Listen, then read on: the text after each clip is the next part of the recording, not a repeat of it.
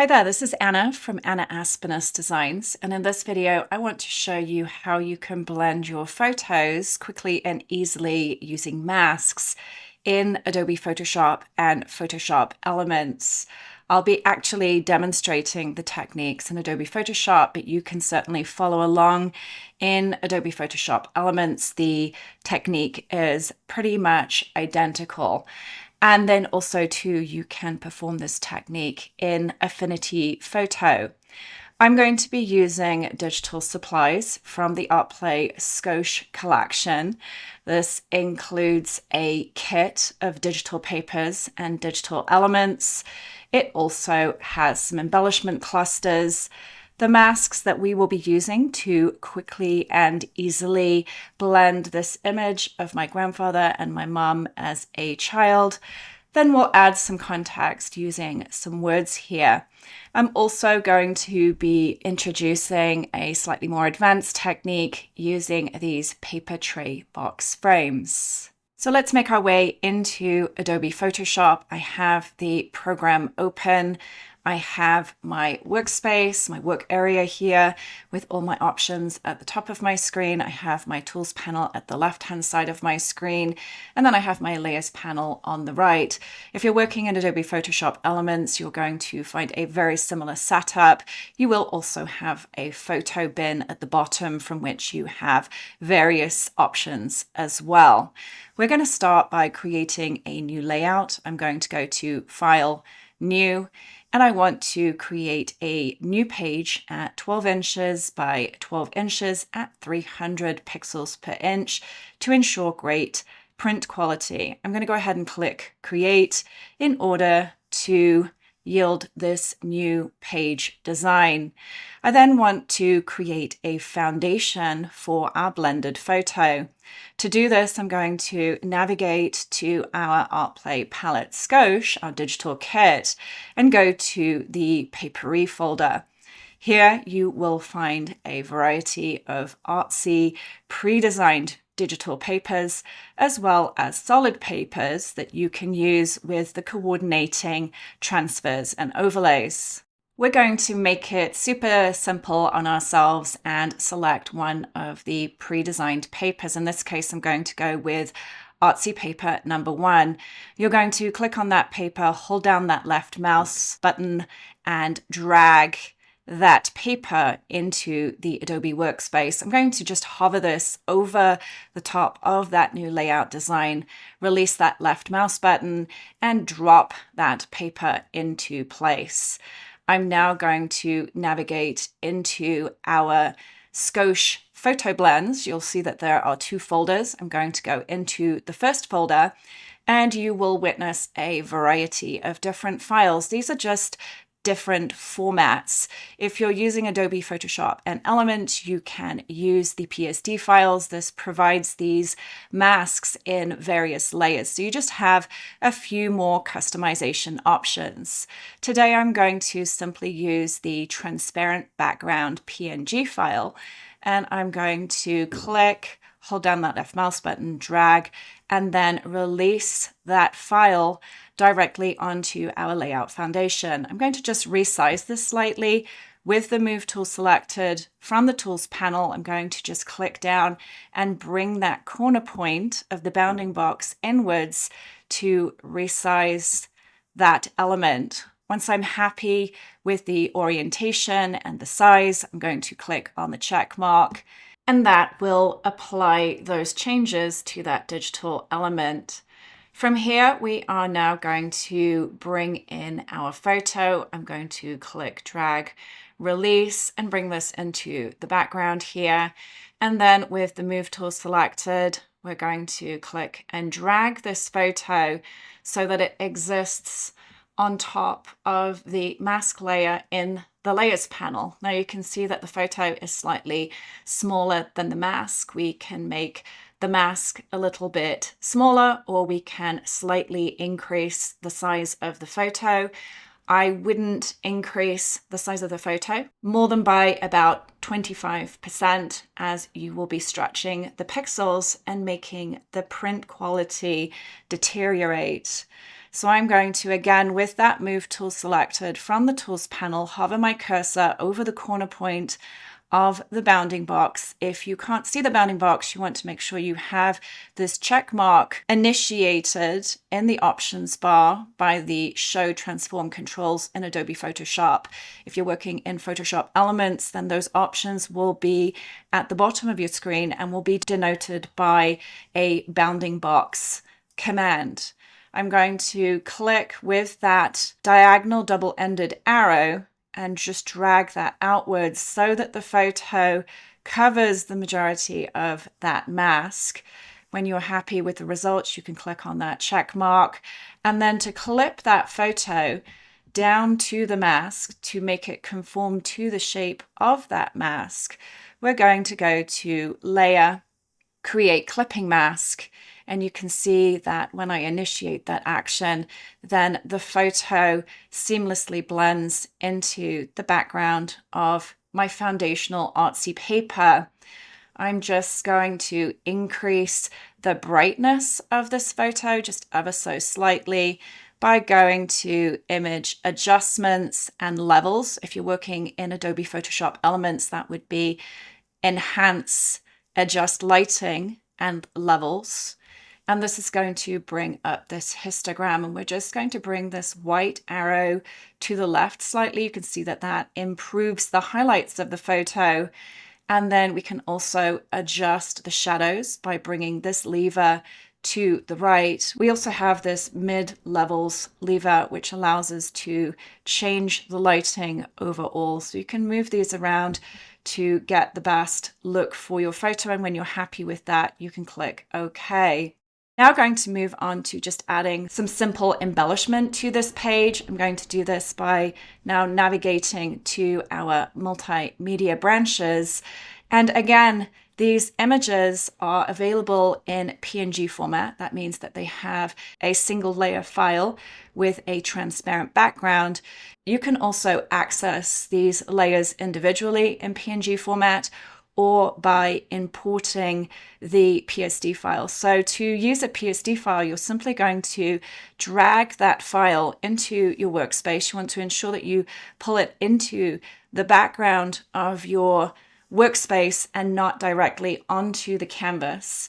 You're then going to select the top layer in the Layers panel and then hold down the Shift button on your keyboard and click on the last layer to select all those layers. I like to make sure that this auto select option at the top of your screen in Photoshop or in the photo bin in the area at the bottom of your screen is unchecked for moving this. And then again, you're going to click, hold down that left mouse button, drag, and then release that into position. I also like to go to Layer, Group Layers in order to organize those layers together in a folder in my Layers panel. I'm just going to go ahead and click Multimedia 2 just so that I know what's contained inside that folder. And the beauty of using the PSD files is that I can then go in here and I can select any one of these elements and I can move them independently of one another as opposed to having to move just that one element. We can do the same thing with the word art. If I go into the Scosh collection here, go to our word art clusters, you can see that the same setup exists where we have all of the PNG layers. This is great for those digital scrapbookers that are using different types of photo software. You have the PSD file, which not only can you use in Adobe Photoshop and Photoshop Elements, but you can also use that in Photo Affinity as well. In this case, let's go ahead and just use the single PNG file. I'm going to click, drag, and bring that. And then this time I'm just going to drag it and add it directly onto my canvas. And you can see because I placed my cursor on the photo layer, then that word art element has been introduced between our element cluster layer and our clipped photo layer. You could absolutely call this digital scrapbooking page finished at this point. We have a lovely foundation, we have a blended photo, we have some fun dimensional embellishments and some words to provide context to the photo. You can, of course, use the type tool in order to add some custom journaling to your layout design. I want to take this one step further by adding in some of the paper tray box frames. So I'm going to navigate to that paper tray box frames folder. I'm going to select one of those frames by clicking, holding down that left mouse button, dragging and releasing onto my design. Now you can see that sometimes Photoshop will do this. It will expand the size of the element. With that move tool selected and those show transform controls or bounding box options checked, we can yield that diagonal double-ended arrow, click, drag, and just bring that frame in so that it sort of covers the subject of our blended photo. And when you're happy with that, go ahead and click on the check mark. I'm now going to click, drag, and release that frame so that it resides below our clipping set. That's the photo clipped to the mask to create that blended image. And we can reposition that frame at any time. We can also resize that frame at any time. If we pull this cursor out ever so slightly, we get an arced double-ended arrow, and we can also rotate that frame ever so slightly as well. And so when you have the dimensions and the orientation that you prefer, go ahead and re-click that check mark. I'm now going to go to Layer, Layer Style, Drop Shadow. If you're working in Adobe Photoshop Elements, that's going to be Layer, Layer Style, Style Settings, Drop Shadow. And this is going to bring up the opportunity to add some dimension to this frame so that we can sort of make it pop off the page like some of these other elements that we applied earlier. I like to apply a linear burn blending mode if you have that available to you. I like an opacity of about 40%. You can keep the shadow as black. Add in an angle of about 120. You can see how that adjusts on our screen here. And then you can increase the distance and the size to preference. And notice how that creates a nice dimensional effect to our frame. Go ahead and click OK. And now I want to actually blend this photo into the background. To do this, we're going to select that mask layer. And then from the top of the screen, you can see this Normals tab. If you click on the downward facing arrow, you have access to your blend modes. Go ahead and apply multiply or linear burn. You could also try color burn. I quite like the multiply option here. The only thing that you need to do once you have added that effect, you can see that the background of the paper frame sort of shows through your image. I like to go and relighten that photo. So you can go up to image adjustments, levels. We've been here before. You can increase those highlights. You can change those midtones. You can also bring in the shadows here. And so that sort of completes the effect. You can also then add in some more elements if you want to. I'm going to go down to our supplies again, go into our elements here, and there's a couple of elements I'd like to add. There's this fun element here. Again, you'll notice that we have the two PNG elements that make up the element in the PSD file. Always drag those PSD files into the background. You can see that both those layers are already highlighted in the Layers panel with the Move tool selected. You're going to click, drag, and release, and you can place that over the top here. There are a couple of other fun elements in this collection. Just going to go down to the bottom here. This time I'm going to bring in two elements. So I'm going to select one element to highlight it in my files, hold down the Control or the Command key if you're working on a Mac, and then bring those two elements. And you'll notice that I switch between adding those elements directly onto the canvas and bringing into the background. It really just depends if you want to deal with this size issue. I'm just going to bring these in so we can select each of those layers in the layers panel. We can reorder these layers by repositioning them, by dragging and dropping them. You can see that I am resizing this. I can select both of those layers and I can resize them together. So I'm just going to drag this up here like this, maybe increase the size. So what I love most about digital is the ability to be able to manipulate, resize, rotate these different elements. And then again, we can go and we can apply that drop shadow layer style to our elements. You might want to just resize that shadow for those smaller elements, and we can do the same thing with this clock element here, going back in and applying those drop shadow layer styles to create some realistic dimension. I'm going to complete this layout design by adding the names of the people in the photo. So I'm going to select the type tool from the tools panel. I'm going to go up the top here and choose a font. I'm going to go with Ematic Bold. And I want to just bring the size down probably to about 18 here. You can also change the color as well. I'm going to click on this foreground color, click on this red in this element here and click OK. Then I'm going to click down onto my layout design and I'm going to write Joan and Albert and click on that check mark. Again, we can reposition that text. We can change the color of the text. Notice I'm changing the color of the text now at the top of my screen in the text options. I just want to make that a little bit darker. You can also reselect that move tool and you can resize that text. You can also move that text around. And once you have finished your page, you're going to want to save it.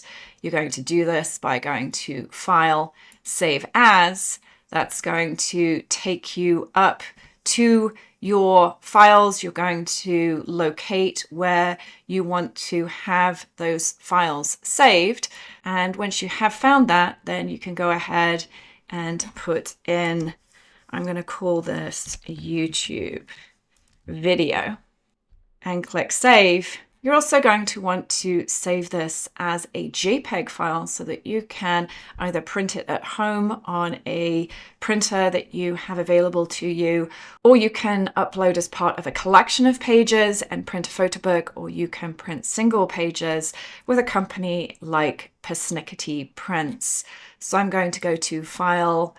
This time I'm going to save as again. We want to save as a copy this time, and this is going to allow me to access this JPEG format file and then go ahead and click Save. A quality of 8 and high is just fine here. Go ahead and click OK. And then when we go back now and navigate to where I have saved this file, you can see that the PSD file is here. That means that we can reopen that file and we can make any modifications that we want to at a later date. We also have our print file here.